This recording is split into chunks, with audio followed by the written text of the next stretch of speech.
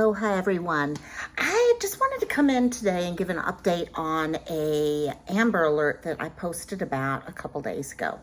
I know normally I do this much quicker, but as you guys know, I am busy at a rehab facility with mom right now a lot of the time. So she is actually right now in occupational therapy. So I decided it's time to give you guys an update. Also, this is the case of Mansa, Igbokwe. He was the 3-month-old who went missing after his father got in a fight with mom and grandmother and shot both of them. If you may remember, grandmother did not make it. Mom, as far as I can tell right now, is still with us. So I've been doing a lot of research, just trying to get as much of the story as what happened afterwards. Because, usually I just do the quick, okay, found safe type thing. This case had a lot going on with it. And based off of that, I really wanted to come back. A lot of people wondered about this little boy. They were worried about him. There was he's got an older sibling who was there during everything that happened at the house. So I did some research trying to gather as much information as to what happened that night and wanted to just meet back with y'all and give you the quick update while I'm here. So again, as I mentioned, this was about Mansa Igbokwe and his dad, Obina. Okay, this happened a couple days ago. And what had happened was, from everything I've gathered, is dad had gone out with the 3-month-old and the 14-year-old brother. So I'm not sure if the 14-year-old was his child or a stepchild, but there was a 14-year-old and the 3-month-old. And Obina, father, took the kids for ice cream that night. And when they came back, things started to progress. They arrived home. Mansa's mom, whose name is Tangela, and her mother, so the grandmother, whose name was Linda Larkins, were at the house, and Tangela explained to the father, Obina, we need to get a divorce. Okay, there was a discussion about getting a divorce. There's some discussion whether there was child custody stuff involved, but the main issue seems to be she had at that moment said, okay, I'm leaving.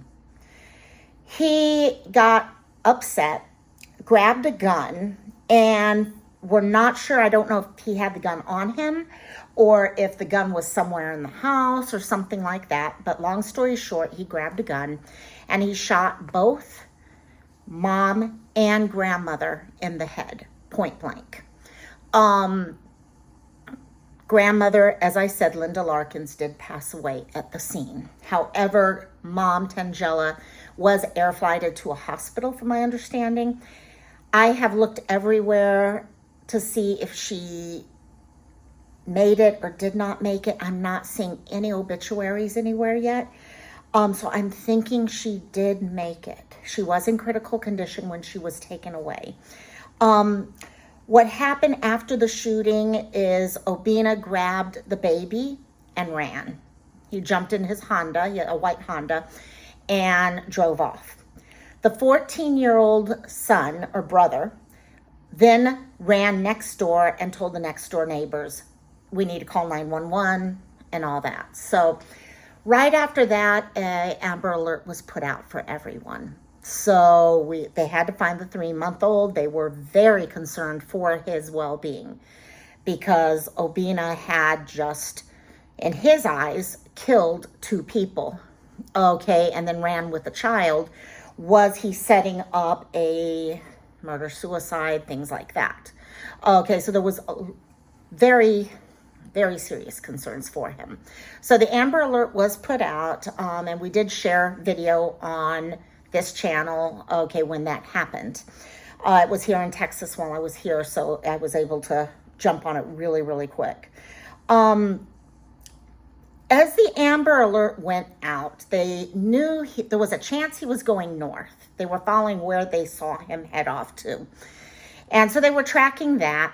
Sometime right before midnight on that Thursday, that night, okay, they received, police in Corsicana got a call from a hotel. The hotel had said that a man had come by, dropped a child in a car seat off at their office, and said, "I'll be right back, I need to park the car." He never came back. So after a few waiting, they went ahead and they called the police. Corsicana Police Department talked with them and found out he was driving a white vehicle. So they immediately were able to put together white vehicle. The baby was about 3 months old. They knew they were talking about Obina. So baby was safe at that point. At that point, they knew baby was okay. Baby was going to be able to return to family. So the Amber Alert was canceled at that point. Corsicana called up the rest of the police department who was involved in the chase, trying to find him. And manhunt started. They knew where he was heading, things like that. And just around 1 a.m., if I remember right, yes, just around 1 a.m., Ennis Police Department saw the white Honda and quickly tried to stop the car. The little chase started. It was a very short chase from what I'm understanding. And just a little bit into it, he pulled off to the side into a parking lot. And as the police officer was getting ready to get out of the car, he was getting out of the car so he could go and make the arrest. He saw and heard a gun come out, and Obina shot and killed himself. They tried CPR, they tried to revive him, and there was no hope at that point. He passed away at the scene. Mansa was safe. He was returned to his family. I have not, like I said, heard anything about Mom, but it's amazing to me how quickly lives can change on a dime. They were out for ice cream one moment. Next moment, you have one person who's killed, another person kills himself, and the mother of the children, we don't know what condition she's in. Okay, a point blank gunshot to the head is serious. Okay, that's not like she's just going in urgent care. No, come on. So many things changing, and my heart goes out to that 14-year-old who had to witness all this. Okay, the 14-year-old who is having to hold everything together right now. We know how 14-year-old boys and girls, any are. Okay, they want to help their family. They want to hold things together. They've got that. They're coming into their own on being able to support family members. Okay, emotionally, financially, in some cases, many, many different ways. That's that age where they're kind of moving from childhood to adulthood. And here he is having to deal with his grandmother being killed, Mom hurt very badly, and whether dad or stepdad gone, and his little brother went missing, and they didn't know what happened to him. So that is what happened. I know many of you guys were asking me. I had a lot of people commenting, asking me what happened with that case. I'm sorry, usually I update everyone really quickly, but this last week has just been crazy in my own life. But I really wanted to come back and tell everyone about this case because it was so much. Usually when someone is found, this is something many of us discover when we're talking about missing children, especially. We never get to find out what happened in the case because it's involving children, privacy, things like that. So all we find out is, oh, child safe. That's it. But in this case, there were so many different moving parts. I wanted to make sure everyone was given the updates and know that, yes, okay, baby Mansa is safe. He's with his family at this point, but the family's been torn apart. And so I know I've kept the family in my heart, in my thoughts and my prayers. And I know many others are doing just the same thing. So But thank you so much. I wanted to just come here, give you guys that update, and I hope that's it for Amber Alerts while I'm in Texas. I hate that every time that phone rings and you see an Amber Alert, you know there's a story behind that person. And it just, your heart drops because so many people have been affected by it.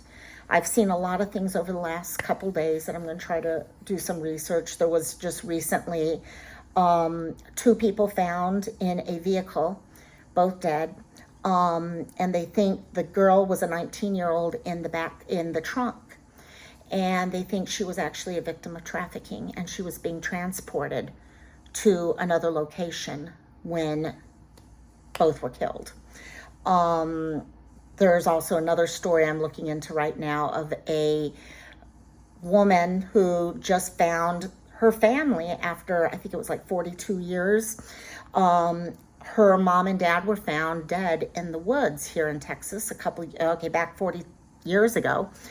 And she found out who her real family was through DNA testing.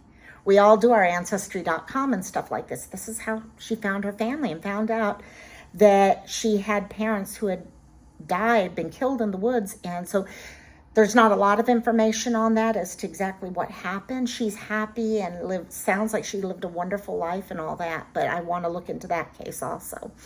But in the meantime, I just wanted to get this to you. So I hope everyone's having an awesome day, even better weekend. And I will get back to y'all later. Love you guys. Aloha and mahalo. Mwah. Aloha gang. Bye-bye.